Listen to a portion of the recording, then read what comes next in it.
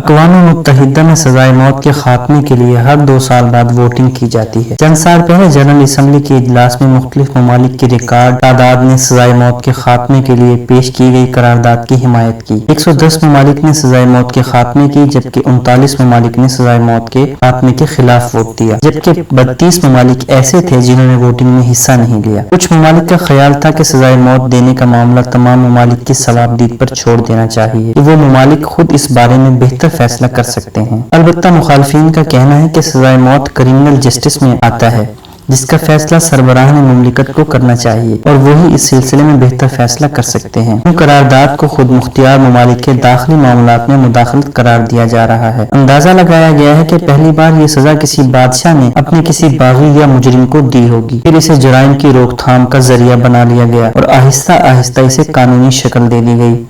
پرانے وقتوں میں بارٹر سسٹم یعنی اشیاء کے بدلے اشیاء کا تبادلہ ہوتا تھا۔ اس طرح جرائم کی دنیا میں آنکھ کے بدلے آنکھ، دانت کے بدلے دانت اور جان کے بدلے جان کے طریقوں پر عمل کیا جاتا تھا۔ بعض اوقات انتہائی معمولی جرم پر بھی سزا دی جاتی۔ کہا جاتا ہے کہ تقریباً 5700 برس قبل مسیح میں سزائے موت کا ایک نہایت اچھوتا اور خوفناک طریقہ رائج ہوا۔ مجرم کو پیٹھ کے بل ایک ایسی جگہ لٹا دیا جاتا جہاں سے بانس کی ننھی ننھی کونپلیں زمین سے پھوٹ رہی ہوتی۔ مجرم کے دونوں ہاتھ اور دونوں پاؤں کھوٹے سے باندھ دیے جاتے تاکہ وہ حرکت نہ کر سکے۔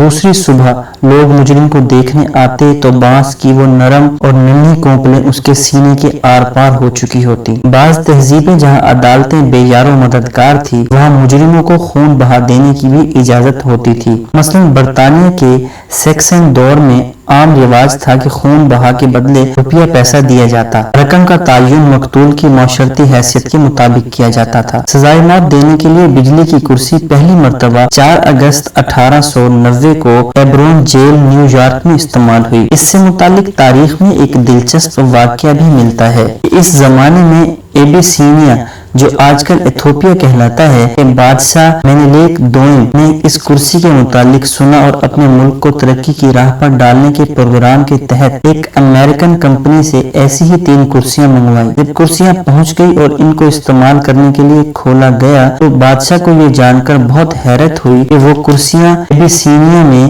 استعمال ہی نہیں ہو سکتی، کیونکہ وہاں ابھی بجلی ہی نہیں تھی۔ اس غرض سے کہ کرسیاں یوں ہی ضائع نہ ہو جائیں، بادشاہ نے ایک کرسی کو اپنا شاہی تخت بنا لیا۔ 1810 میں روٹی چرانے پر بھی سزائے موت دی جاتی تھی۔ اس دور میں برطانوی پارلیمنٹ کے ایک معزز رکن سر سیموئل رولے نے شلنگ یا اس سے زیادہ رقم کی چوری کرنے والوں کے جرم پر سزائے موت نہ دینے کے لیے پارلیمنٹ میں قرارداد پیش کی، جو نامنظور ہوئی، کیونکہ حکومت کا دعویٰ تھا کہ مختلف جرائم کی روک تھام کے لیے سزائے موت بہترین ذریعہ ہے۔ لوگ موت پانے والوں کو دیکھ کر عبرت پکڑتے ہیں، یوں جرم کرنے سے باز رہتے ہیں۔ یہی وجہ تھی کہ معمولی جرم پر بھی سزائے موت دی جاتی تھی۔ 1856 میں صرف 4 جرائم پر سزائے موت دی جاتی تھی۔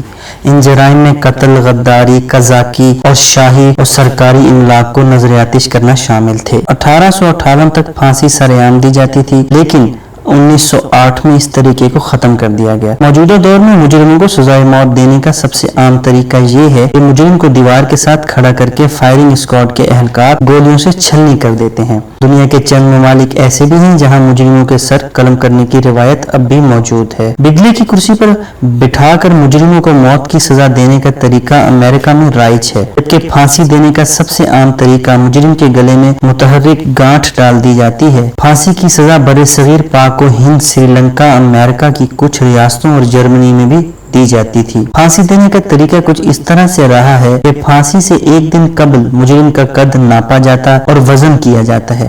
اس کے بعد ایک بوری میں مجرم کے وزن کے مساوی اشیاء رسی کے ایک سرے پر باندھ دی جاتی ہیں۔ عمومی طور پر سیاہ کپڑے کے خلاف سے مجرم کا سر ڈھانپ دیا جاتا ہے، پھر رسی کا دوسرا سرا ایک متحرک گانٹھ کے ذریعے اس کے گلے میں ڈالا جاتا ہے۔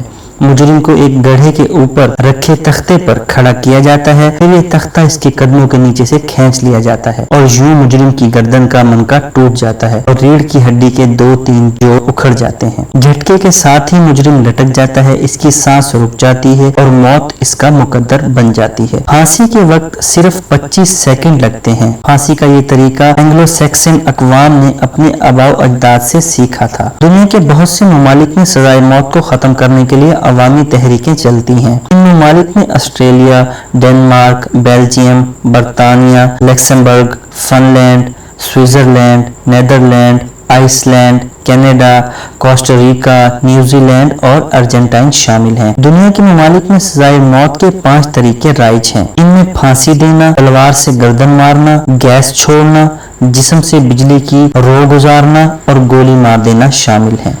अमेरिका में फांसी का रिवाज अंग्रेज आबादकारों ने डाला। 1953 के बाद से अमेरिका की मुख्तलिफ रियासतों में बिजली की तेज रो के जरिए मुजरिम की जिंदगी खत्म करने का तरीका अपनाया गया। अमेरिका में सबसे पहले एक कातिल को एलाइकोथ नामी एक जगह पर फांसी दी गई। 19वीं सदी में फांसी के रस्से और मुतहर्रिक गांठ के बारे में लोगों को मालूम हुआ। इस तरीके से फांसी देने का मकसद ये था कि फांसी पाने वाले को ज्यादा तकलीफ न हो।